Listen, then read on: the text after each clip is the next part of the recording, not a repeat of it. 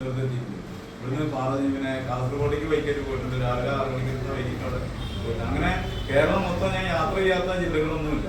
എല്ലാ ജില്ലകളിലും നമ്മൾ വളരെ കൃത്യമായി യാത്ര ചെയ്ത് പോയിരുന്ന ജീവിത രീതിയിലേക്ക് പോയിരുന്ന ആളാണ്. അതിനിടയ്ക്ക് 2010 എനിക്ക് ബാലൻസ് പ്രശ്നമുണ്ടായി. ബാലൻസ് പ്രശ്നം ഉണ്ടായപ്പോൾ അതിന് നമ്മൾ ശ്രദ്ധിച്ചില്ല. രണ്ടാമത് നോക്കുമ്പോൾ ഇയർ ബാലൻസിന്റെ പ്രശ്നമാണെന്ന് വിചാരിച്ച് ഞാൻ അവിടുത്തെ ഇവിടെ എടപ്പാൾ ഗോപിനാഥൻ എന്ന് പറഞ്ഞൊരു ഹോസ്പിറ്റൽ, അവിടെ എടപ്പാൾ ഹോസ്പിറ്റലിൽ പോയി 2 ദിവസം അവിടെ അഡ്മിറ്റായി. പക്ഷേ സംഭവം മാറിയില്ല. അപ്പൊ അദ്ദേഹം പറഞ്ഞ് ജോബിന് വിഷമിക്കുക റെഫറൻസ് ലെറ്റർ വന്നു. അവിടുത്തെ ഗോവിൻ ജസ്റ്റിൻ എന്നാണ് ഡോക്ടർ. അവര് റെഫറൻസ് ലെറ്റർ വന്ന് ഞാനിവിടെ ഈ ജോബിലി മിഷനിൽ വന്ന് MRI എടുത്തപ്പോൾ അവർ പറഞ്ഞത് ചെറിയൊരു പ്രശ്നമുണ്ട്, ബ്രെയിനിൽ ട്യൂമർ ആണെന്നാണ് പറഞ്ഞത്. ഏതാ വർഷം നോക്കാം, 2010 ട്യൂമർ വന്ന ആൾക്കാരെ അറിയാലോ. അപ്പോൾ ബ്രെയിൻ ട്യൂമർ ആണെന്ന് പറഞ്ഞാൽ അവിടുന്ന് ഞാൻ ആകെ നിരാശനായി, ആകെ പ്രശ്നമായി. ഇതിന്റെ അടുത്തുള്ളതാണ് പോണത്. എന്നോട് പറഞ്ഞില്ല, വീട്ടുകാരോടാണ് പറയുന്നത്. അങ്ങനെ ഞാൻ വീട്ടിലേക്ക് തിരിച്ചുപോയി. വീണ്ടും ആകെ പ്രശ്നങ്ങളായി. ഈ അമൃത ഹോസ്പിറ്റലിൽ പോയി. അവിടെ പോയിട്ട് അവിടെ അമൃതയിൽ MRI എടുക്കാൻ 18,000 രൂപ. MRIക്ക് റേറ്റ് കൂടുതലാണ്. 5,000 മീതെ MRIയുടെ ചാർജ്. അവിടെ 18,000 എടുത്തു. അത് കഴിഞ്ഞ് കോട്ടയം മെഡിക്കൽ കോളേജിൽ എൻ്റെ അമ്മാവൻ്റെ അടിയിൽ അവിടെ കോട്ടയം മെഡിക്കൽ കോളേജിലെ ന്യൂറോളജി പ്രൊഫസറായിട്ടുണ്ടായിരുന്നു. അവിടെ പോയിട്ട് ചെക്ക് ചെയ്തു. അവിടെ നോക്കിയിരുന്നു സെയിം സംഭവം തന്നെ പറഞ്ഞത്. അതിനുശേഷം ഞാൻ തിരുവനന്തപുരത്തേക്ക്, അതിനുശേഷം ആകെ വയലൻ്റായി പ്രശ്നങ്ങളൊക്കെ ആയിട്ട് ഈ തിരുവനന്തപുരത്ത് പോകണം. ഈ ഇവിടുത്തെ തൃശ്ശൂർ ഹോസ്പിറ്റൽ ഉണ്ട്, എന്താ എൻ്റെ പേര് കിട്ടുന്നില്ല. തൃശ്ശൂർ ഹോസ്പിറ്റലിൽ നിന്ന് നേരെ തിരുവനന്തപുരത്തേക്ക് ആംബുലൻസിൽ കൊണ്ടുപോകും. അവനല്ല, ഹാർട്ട് ഹോസ്പിറ്റലല്ല, എന്താ അതിൻ്റെ ഇടയിൽ ജൂബിലി അല്ല, വെസ്റ്റ് ബോർഡല്ല, പേര് കിട്ടില്ല. നമ്മളെ മദർ ഹോസ്പിറ്റലിലേക്ക് പോകണ എലൈറ്റ് ഹോസ്പിറ്റലിന്റെ അതിന്റെ ഇടയിലുള്ള ആ ഹോസ്പിറ്റലിൽ നിന്നാണ് നേരെ തിരുവനന്തപുരത്തേക്ക് പോകുന്നത്. അല്ലല്ല, ഡോക്ടർ VT ഹരിദാസ് എന്ന് പറഞ്ഞിട്ട് മേധാ ന്യൂറോൺ ക്ലിനിക് എന്ന് പറഞ്ഞിട്ട് ഇവിടെ പാട്ടാക്കിൽ ഒരു ക്ലിനിക് ഉണ്ട്. അദ്ദേഹം അവിടെയാണ് വർക്ക് ചെയ്തത്. ആ ഹോസ്പിറ്റലിൽ നേരെ തിരുവനന്തപുരത്തേക്ക് ആംബുലൻസിൽ കൊണ്ടുപോകും. ദയല്ല. അപ്പൊ അവിടുന്ന് തിരിച്ച് ആംബുലൻസിൽ തിരുവനന്തപുരം പോയി ചെക്കപ്പ് കാര്യങ്ങൾ കഴിഞ്ഞ് ശ്രീധരായ അറിയാലോ, നമുക്ക് പെട്ടെന്ന് ഓടിച്ചെന്നാൽ ഈ RCCയിലൊന്നും ഓടിച്ചെന്നാൽ ആരും എടുക്കില്ല. നിങ്ങൾ ഏതെങ്കിലും റഫറൽ ഹോസ്പിറ്റലാണ് RCC ഒക്കെ. ഇവിടുന്ന് ഒരു ഡോക്ടറെ കത്ത് വെച്ചിട്ട് നമ്മളവിടെ പോയി. അവിടെ തോന്നിയവർക്ക് കയറിയാലാണെന്നല്ല ആട്ടി വിട്ടു. ഇവിടുന്ന് ആംബുലൻസ് വിളിച്ച് തിരുവനന്തപുരം വരെ പോകാൻ പറഞ്ഞാൽ അറിയാലോ, 18,000 രൂപ ആംബുലൻസിനെ കൊടുത്തിട്ടാണ് അങ്ങോട്ട് പോകുന്നത്. എങ്ങനെയും നമുക്ക് രക്ഷപ്പെടാത്ത ഉദ്ദേശത്തിലാണ്. ഞാനൊരു സോഷ്യൽ വർക്കറൊക്കെ ആയിരുന്നു. അന്ന് എൻ്റെ കൂടെ ഉണ്ടായിരുന്ന ആൾക്കാരൊക്കെ സഹായിച്ചിട്ടാണ് ഞാൻ തിരുവനന്തപുരത്തേക്ക് എന്നെ ആംബുലൻസിൽ കൊണ്ടുപോകും. ആംബുലൻസിൽ കൊണ്ടുപോയി അവിടുന്ന് ഇതൊക്കെ നോക്കി RCCയിൽ എടുത്തിട്ട് നേരെ ശ്രീചിത്ര ഹോസ്പിറ്റലുണ്ട് അടുത്ത്. ശ്രീചിത്രയിൽ പോയി ശ്രീചിത്രയിൽ നിന്ന് അവിടുന്ന് കാണിച്ച് അവിടുന്ന് കുറെ മരുന്ന് അവിടെ വന്ന് തിരിച്ചിങ്ങോട്ട് തന്നെ വീട്ടിലേക്ക് തന്നെ വന്നു. വീട്ടിലേക്ക് തന്നെ വന്നതല്ല, പിന്നെ അവർ പറഞ്ഞ MRI എടുക്കാൻ വേണ്ടി വീട്ടിൽ ചെല്ലാൻ പറഞ്ഞു. അതിനിടയിൽ ഞാൻ വീട്ടിലാകെ പ്രശ്നമൊക്കെ ഉണ്ടാക്കി, വയലൻ്റാക്കി. എൻ്റെ സുഹൃത്തുക്കളെ 2 ആളിനെ ആകെ അടിച്ചു. ഒരാൾക്ക് ആവശ്യിച്ച്, ഒരാൾക്ക് കെട്ടിച്ച് തലക്കി അടിയും കിട്ടിയിട്ട് കയ്യിൽ കൂട്ട്. അച്ഛനൊരു പെട്ടിക്കട നടത്തിയ ആളാണ്. അതിന് കൂട്ടി നിന്നില്ല, കയ്യോടെ കിട്ടിയ കയ്യും കാലൊക്കെ കെട്ടുമ്പോൾ അങ്ങനെ തോന്നുന്നു. ആകെ മാനസിക വിഭ്രാന്തിയാണ്. അതുകൊണ്ട് അടിച്ച് 2 പേരെ നിരത്തിട്ട് അവരെ കയ്യും കാലം കെട്ടിട്ട് നേരെ ആംബുലൻസിൽ കൊണ്ടുപോകുന്നത്. അവിടുന്ന് ഈ തൃശ്ശൂരുള്ള ഈ ഹോസ്പിറ്റലിൽ നിന്ന് വീണ്ടും തിരുവനന്തപുരത്തേക്ക് കൊണ്ടുപോയി. തിരുവനന്തപുരത്ത് ഉണ്ടാവുക ഇനി ഒന്നും ചെയ്യാനില്ല, തിരിച്ച് ഇങ്ങോട്ട് തന്നെ പോയി കൊണ്ടുപോയിക്കോളെന്ന് പറഞ്ഞ് തിരിച്ചു വന്നു. ഏകദേശം 1 മാസമേ ഉണ്ടാവുള്ളൂ എന്നൊക്കെ പറഞ്ഞിട്ട് കണക്കെട്ടി. 1.5 മാസം വിധി എഴുതി തിരുവനന്തപുരത്ത് തിരിച്ച് വീട്ടിലേക്ക് വന്ന് വീട്ടിലെ കട്ടിലെ നമ്മുടെ സ്ട്രക്ചർ, ആംബുലൻസിന്റെ സ്ട്രക്ചർ കൊടുത്തിട്ട് നടക്കാൻ പറ്റില്ലല്ലോ. അങ്ങനെ തട്ടിയിട്ട് പോയ ആളാണ് ഞാൻ. ഏത് 14 വർഷങ്ങൾക്ക് മുന്നേ. ആലോചിക്കണം, അന്ന് ഡോക്ടർ ഈ വൈദ്യശാസ്ത്രം മുഴുവൻ തന്നെ എനിക്ക് എതിരായിട്ട് വിധി എഴുതി. ഇനി മുന്നോട്ട് പോയില്ല, 1.5 മാസമേ ഉണ്ടാവൂ എന്ന് പറഞ്ഞ ആ സ്ഥലത്ത് നിന്ന് തിരുവനന്തപുരത്തുകാരനായിട്ടുള്ള എൻ്റെ സുഹൃത്ത്, എനിക്കിന്നും കടപ്പാടുള്ള ആ വ്യക്തി RGGL എന്നോട് RGGL സ്റ്റാർട്ടിനെ കഴിക്കാൻ പറഞ്ഞു. ഞാൻ RGGL ആദ്യം 10 GL 10, സ്റ്റാർലിനെ 10. ഇത് 3 മാസം 3 നേരമായിട്ട് അതായത് 90 ക്യാപ്സ്യൂൾ ഞാൻ ഒരു ദിവസം കഴിച്ചിരുന്നു. കഴിക്കേണ്ട കണ്ടീഷൻ അങ്ങനെയാണ്. അങ്ങനെ ഞാൻ ബെഡിൽ കിടന്നിരുന്ന ആള് ഒരാഴ്ച കഴിഞ്ഞപ്പോൾ എണീറ്റ് ഇരിക്കാൻ തുടങ്ങി. ബെഡിൽ ഇരുന്നിരുന്ന ആള് അടുത്ത ആഴ്ച ആയപ്പോഴത്തിന് നിലത്ത് മുട്ടുകുത്തി നടക്കാൻ തുടങ്ങി. ചെറിയ കുട്ടികളെ പോലെ. കാരണം നിൽക്കാൻ പറ്റില്ല, നിന്ന് 4 കാലിൽ പോകണം, വീഴും. അങ്ങനെ മുട്ടുകുത്തി നടക്കാൻ തുടങ്ങി. ഒരാഴ്ച കഴിഞ്ഞ് വീണ്ടും അടുത്ത ആഴ്ച ചെമര് പിടിച്ച് നടക്കാൻ തുടങ്ങി. ചെമര് പിടിച്ച് നടന്ന ആൾക്ക് ഒരാഗ്രഹം വീണ്ടും കയറ കെട്ടിയത് നടക്കണം. അപ്പൊ വീടിന്റെ മുറ്റത്ത് ഒരു തെങ്ങുണ്ട്, ഒരു ഓമരമുണ്ട്. ഇത് രണ്ടും തമ്മിൽ കയറ് കെട്ടി. ആ കയറിൽ കൂടെ പിടിച്ച് ഞാൻ മുറ്റത്ത് വൈകുന്നേരം രാവിലെ ഇങ്ങനെ കയറിനെ പിടിച്ച് നടക്കാൻ തുടങ്ങി.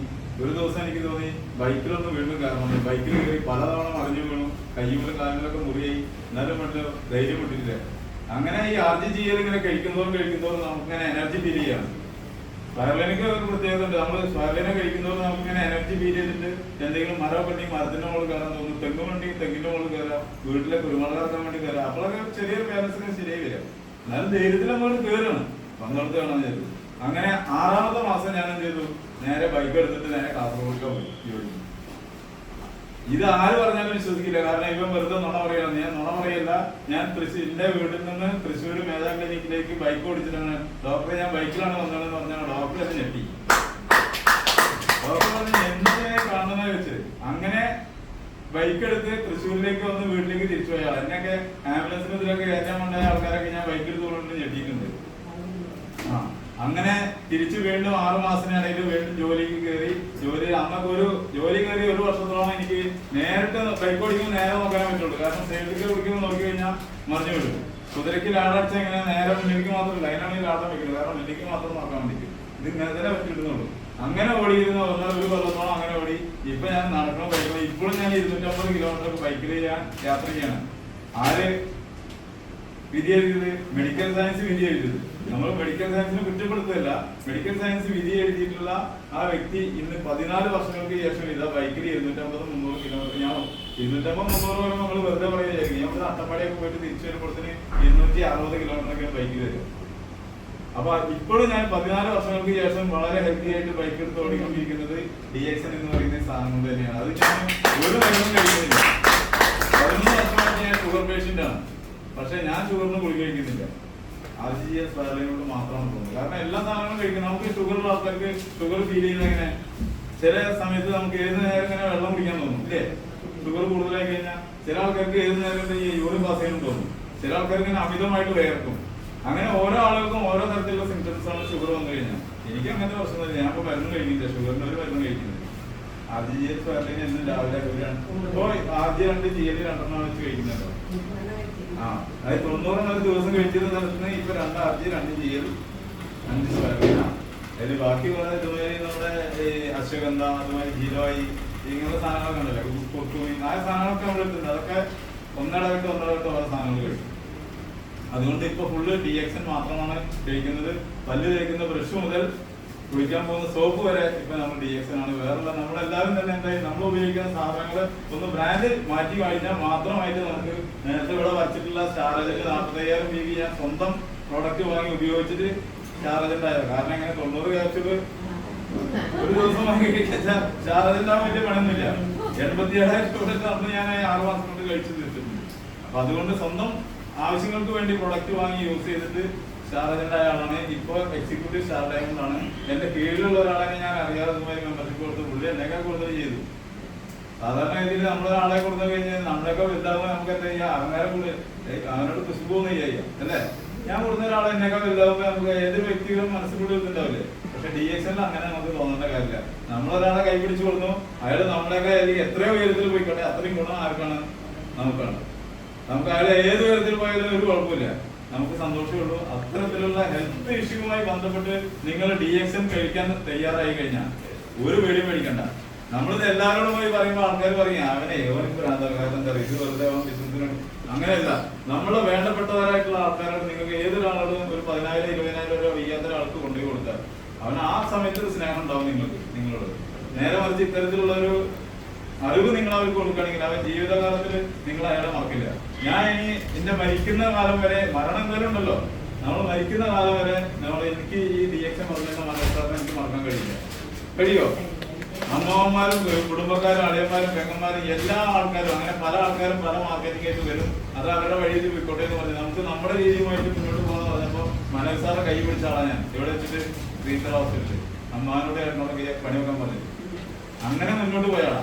അതുകൊണ്ടാണ് ഇന്നിപ്പോ ഞാൻ നിൽക്കുന്നത്. എനിക്ക് 1.5 മാസത്തിനുള്ളിൽ എനിക്ക് വയ്യാതായ അതേ സമയത്ത് 1.5 മാസത്തിന് മുന്നിൽ എന്നെ പഠിപ്പിച്ച 1ാം ക്ലാസ് പഠിപ്പിച്ച മാഷിക്കും ഇതേ അവസ്ഥ വന്നു. മാഷ് കറക്റ്റ് അവർ നേരെ അവർക്കൊന്നും പറഞ്ഞാൽ വിശ്വസിച്ച് അന്ന് അറിഞ്ഞിരുന്നില്ല.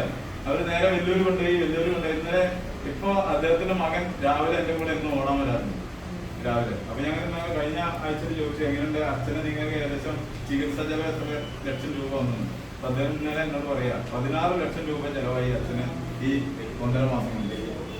എന്നിട്ട് എന്തുണ്ടായി? അച്ഛനെ കിട്ടിയോ? അതിന് കിട്ടിയില്ല. അതാണ് അവസ്ഥ.